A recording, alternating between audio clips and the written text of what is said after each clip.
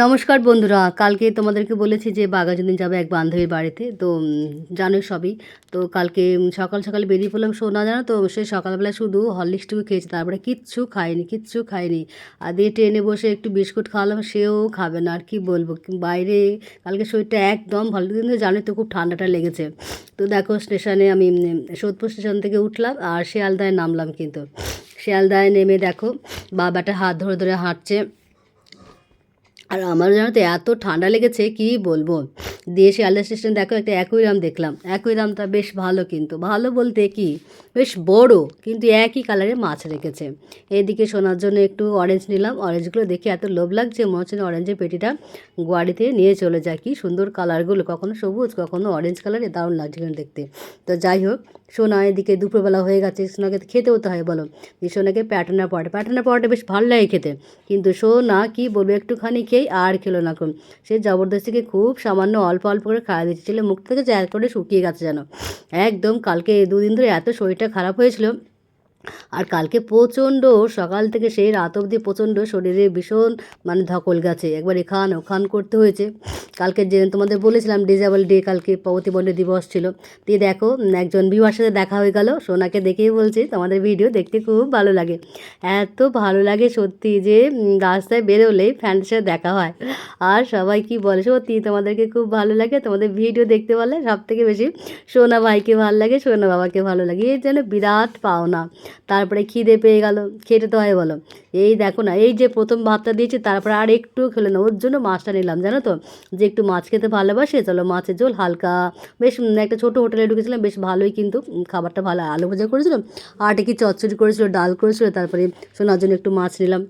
সেই দেখো খাইনি, একদম মুখটা শুকিয়ে গেছে, চুপ করে বসে আছে। তাও ট্রেনে উঠে পড়লাম, ট্রেনে উঠলে আমি চল একটুখানি একটু বিস্কুট খাইয়ে দিই, না সেও খাবে না, বলে না খাবো না। ও একটাও খেলো না, বুঝতে পেরেছো। কালকে শরীরটা ভালো ছিল বলে একদম খেতে যাচ্ছিলো না। তারপর নিয়ে পড়লাম আবার শিয়ালদা স্টেশনে, নিয়ে পড়লাম শিয়ালদা স্টেশনে। আমার ছাতাটা আবার একটু খারাপ হয়ে গেছিলো, বর কয়েকদিন আগে ছাতাটা দিয়েছিল, আগের দিন বলছে না হয়নি ছাতাটা, চলো আজকে যদি হয় তাহলে নিয়ে নেবো। তো বলছে হ্যাঁ ছাতাটা হয়ে গেছে।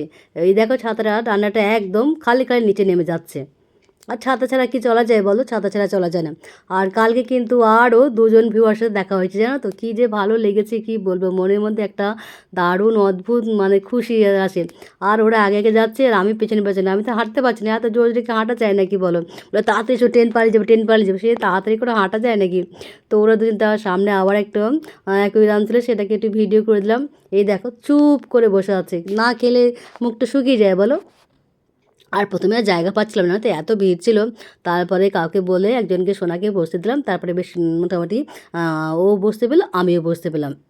তারপরে সোদপুর স্টেশনে পড়লাম। এরপরে ঘরে এসেই জানো তো, সেই জানোই তো কালকে বলেছিলাম যে কালকে ডিজেবল ডে, প্রতিবন্ধী দিবসে লোক সংস্কৃতি ভবনে প্রোগ্রাম হবে। তো সেখানে ঘরে কোনো রকম করে রেডি সেডি করে একেবারে তো চলে গেলাম। প্রতিবন্ধী পাপা এদিকে আগেই চলে গেছে কিন্তু।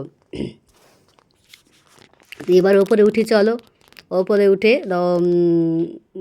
এই দেখো হলে ঢুকে পড়েছি আমরা, কিন্তু অনুষ্ঠান কিন্তু সবে শুরু হলো। এই যে সোনার একটা বন্ধু কবিতা আবৃত্তি করেছে, একটা প্রাইজ পেয়েছে, আবার দিয়েছে। তাই বলছে আন্টি দেখো আমাকে দিয়েছে। আমি যে বাহ খুব ভালো, খুব সুন্দর।